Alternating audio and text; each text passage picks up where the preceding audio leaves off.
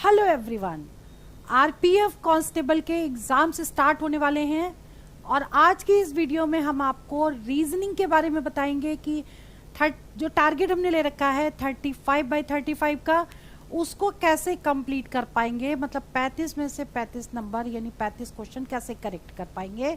मैं अंजलि शर्मा, चलिए आपकी क्लास स्टार्ट करते हैं। और किसी भी एग्जाम को क्लियर करने के लिए आपको उसके एग्जाम पैटर्न को समझना पड़ेगा, किस टॉपिक से कितने ज्यादा क्वेश्चन आते हैं ये आपको समझना पड़ेगा, और किस टॉपिक पे और किस टाइप के क्वेश्चन पे आपको ज्यादा फोकस करना चाहिए। तो चलिए वीडियो स्टार्ट करते हैं।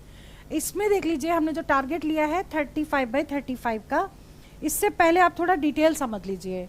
आरपीएफ कांस्टेबल एग्जाम 2025 में ऑर्गेनाइजेशन जो है वो आरपीएफ यानी रेलवे प्रोटेक्शन फोर्स, ठीक है। वैकेंसीज जो है 4208 और एग्जाम डेट है 2 मार्च 2025 से 20 मार्च 2025, ठीक है। अब इसमें देखिए एग्जाम मोड है वो ऑनलाइन है और मीडियम ऑफ एग्जाम है सीबीटी यानी कंप्यूटर बेस्ड टेस्ट होगा आपका, ठीक है। तो आज की वीडियो में हम आपको रीजनिंग के बारे में ही बताएंगे, ध्यान रखिएगा। इससे पहले हम आपको एग्जाम पैटर्न समझा देते हैं कि कैसे आएगा और कौन कौन से कितने कितने क्वेश्चन आएंगे। तो ये देखिए कि RPF constable 2025 exam pattern, section है, टोटल क्वेश्चंस हैं, टोटल मार्क्स है, टाइम ड्यूरेशन है। टाइम आपका 90 मिनट का टाइम है और जनरल अवेयरनेस में आपके 50 क्वेश्चन आएंगे 50 नंबर के, यानी एक क्वेश्चन 1 नंबर का आएगा, ठीक है। जनरल इंटेलिजेंस एंड रीजनिंग के 35 क्वेश्चंस होंगे जो 35 मार्क्स के होंगे, और अर्थमेटिक में आपके 35 क्वेश्चंस होंगे जो 35 मार्क्स के होंगे। टोटल मिला के आपके 120 क्वेश्चन होंगे, 120 नंबर के होंगे, ठीक है। अब जो हम आपको एक्सप्लेन करने वाले हैं रीजनिंग, यानी कि ये वाला जो पार्ट है 35 क्वेश्चंस आप कैसे कंप्लीट कर पाएंगे 100% करेक्ट, ठीक है। तो ये समझिए कि ये आपका एनालिसिस है, प्रीवियस ईयर जो क्वेश्चन पेपर है उसके आधार पर हमने इस वीडियो को ये लिखा हुआ है, इस वीडियो में आपको एक्सप्लेन करने जा रहे हैं। तो इसको बहुत अच्छे से समझिए कि कोडिंग डिकोडिंग, देखिए रीजनिंग में ना 2 तरह के पार्ट हैं, एक है वर्बल, ठीक है, और दूसरा है नॉन वर्बल। क्लियर? वर्बल और नॉन वर्बल, तो दोनों में से क्वेश्चन आते हैं। नॉन वर्बल में से 5 to 6 क्वेश्चन एग्जाम में पूछे जाते हैं, ठीक है। 5 to 6 क्वेश्चन नॉन वर्बल के और बाकी वर्बल से पूछे जाते हैं। वर्बल में आपका जो सबसे इंपॉर्टेंट टॉपिक है वो है कोडिंग डिकोडिंग।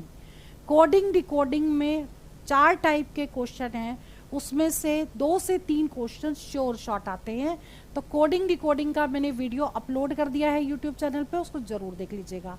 मोस्टली वीडियो मैंने बना दिए हैं।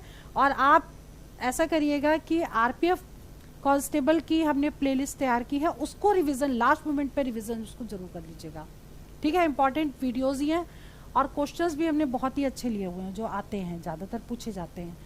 तो कोडिंग डिकोडिंग में 2 से 3 क्वेश्चंस आएंगे, एनालॉजी से 4 से 5 क्वेश्चन पूछे जाएंगे, ठीक है। इसके बाद डाइस, डाइस बहुत ही इंपॉर्टेंट है। डाइस भी 2 तरह का है, एक कलर डाइस है, दूसरा नंबर डाइस है। नंबर डाइस में 2 तरह के क्वेश्चन आते हैं, जैसे अपोजिट पूछ लेते हैं या आपका पूरा ओपन डाइस दिया होता है उसको क्लोज डाइस करके पूछ लेते हैं। तो डाइस का हमने प्रॉपर तरीके से वीडियो बना करके अपलोड कर दिया, उसको जरूर देख लीजिएगा, ठीक है। तो डाइस के 1 से 2 क्वेश्चन आते हैं। इसके बाद है आपका सीटिंग अरेंजमेंट।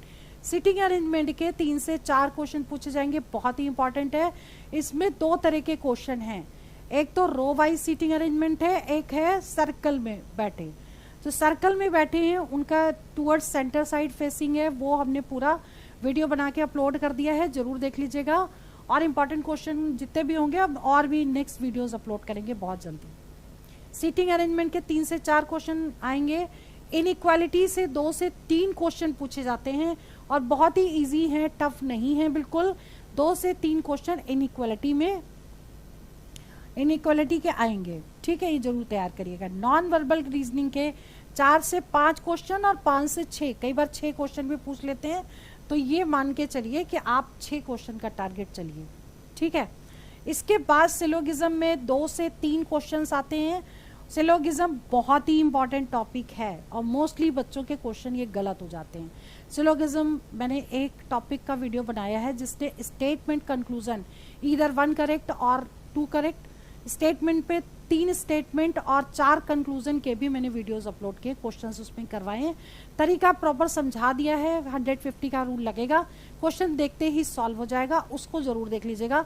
अभी मैं और भी इंपॉर्टेंट क्वेश्चन आपको सिलोगिज्म के करवाऊंगी और वेन डायग्राम से भी कुछ क्वेश्चन सॉल्व हो जाते हैं, उसको जरूर देखना। मतलब ये टॉपिक आप छोड़ नहीं सकते, अच्छे क्वेश्चन आते पूछे जाते हैं। नेक्स्ट है क्लासिफिकेशन, ये इजी होता है, ऑड वन आउट निकालना होता है, 2 से 3 क्वेश्चन इसमें से पूछे जाते हैं। तो ये जो टॉपिक्स हैं ये बहुत ही इंपॉर्टेंट है, इनको आप जरूर करिएगा, ठीक है। अब इसके बाद बात करते हैं नॉन वर्बल की। नॉन वर्बल में आपको क्या क्या पढ़ के जाना है, जैसे कि मान लीजिए mirror image and water image, ठीक है। एक तो मिरर इमेज या वाटर इमेज, इसमें से क्वेश्चन आता है। ज्यादातर मिरर वाला पूछा जाता है लेकिन कई बार वाटर भी पूछ लेते हैं। अच्छा, 2 तरीके के क्वेश्चन हैं, एक तो वर्ड लिख देते हैं और पूछ लेते हैं, नहीं तो वो फिगर बना के देंगे, वो पूछ लेंगे कि क्या कौन सा करेक्ट होगा। नेक्स्ट है आपका नंबर ऑफ ट्रायंगल्स कितने हैं, स्क्वायर्स कितने हैं, ये पूछ सकते हैं। नेक्स्ट आपका है क्लासिफिकेशन, फिगर में भी है, ठीक है, क्लासिफिकेशन। और फिर सीरीज, अब देखिए सीरीज इसमें भी आएगी आपकी, इसमें मैंने लिखी नहीं है, यहां लिख देती हूँ। सीरीज भी, सीरीज में 3 टाइप की सीरीज है, एक तो है नंबर सीरीज, अल्फाबेट सीरीज और letter repeating series. Number series में भी 2 टाइप की सीरीज है, एक है मिसिंग नंबर और एक है ऑड वन आउट, ठीक है। तो इनमें से क्वेश्चन कम से कम 2 से 3 पूछे जाते हैं, सीरीज के क्वेश्चन जरूर आते हैं, ठीक है, ऑड वन आउट भी और मिसिंग नंबर भी। और इसके बाद इधर है आपका क्लासिफिकेशन हो गया, एम्बेडेड फिगर या हिडन फिगर वाले जो आते हैं वो भी आ सकते हैं, हिडन फिगर, ठीक है, एम्बेडेड फिगर। एनालॉगी,